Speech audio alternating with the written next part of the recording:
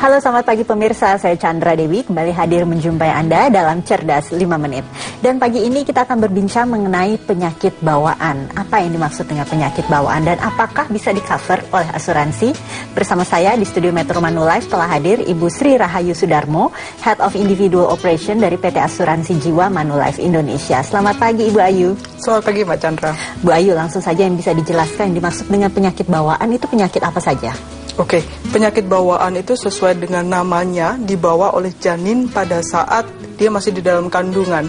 Jadi penyebabnya sendiri itu tidak bisa dipastikan, tapi bisa jadi karena pengaruh lingkungannya, kemudian kondisi ibunya pada saat hamil tidak baik, ataupun lahir terlalu dini, sehingga organ-organ tubuhnya belum terbentuk secara sempurna.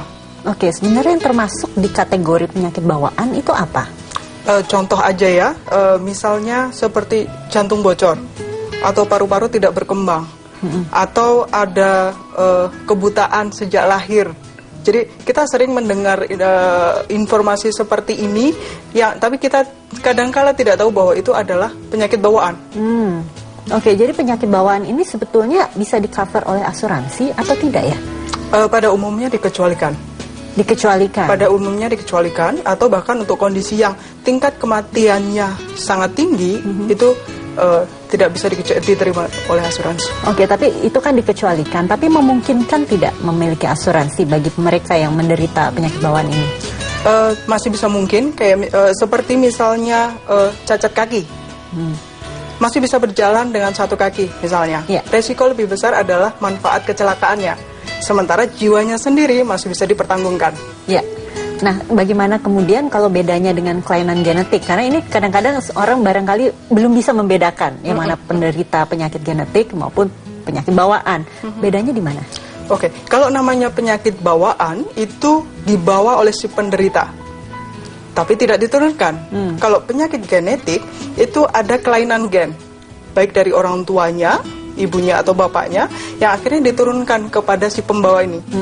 Nah, bagaimana dengan penyakit jantung? Itu juga ada yang mengatakan bahwa itu penyakit keturunan juga, meskipun ada juga yang dari gaya hidup. Itu bagaimana?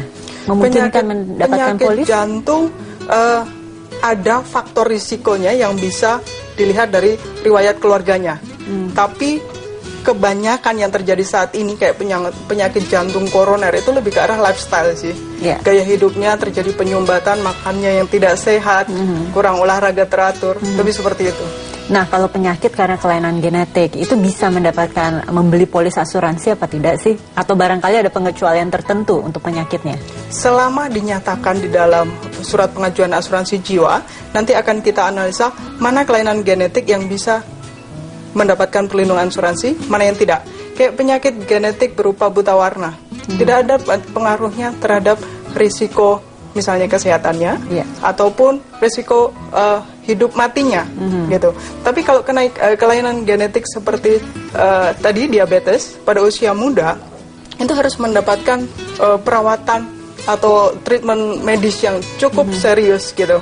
Jadi masing-masing punya perbedaan. Oke, Bu Ayu, ini kalau misalnya calon nasabah ini tidak jujur dalam mengisi polis bahwa ia menderita penyakit bawaan, nantinya pada pengajuan klaim akan terbukti tidak sih kebohongannya, akan ketahuan tidak? Pada umumnya ketahuan. Pada umumnya ketahuan karena setiap kali terjadi klaim itu kita minta nasabah atau dokter yang merawat nasabah itu melengkapi kuesioner. Dari situ kita akan tahu sebenarnya sejak kapan penyakit ini diderita, berpengaruh nggak terhadap hidup matinya atau sakit tidaknya nasabah yang bersangkutan. Jadi pada akhirnya nanti akan ketahuan juga jika tidak jujur dalam saat membeli polisnya ya. Baik, terima kasih Ibu Ayu atas kehadirannya. Sama-sama. Dan pemirsa, demikianlah Cerdas 5 Menit, Cerdas Finansial untuk episode kali ini. Saya Chandra Dewi, terima kasih atas perhatiannya. Sampai jumpa.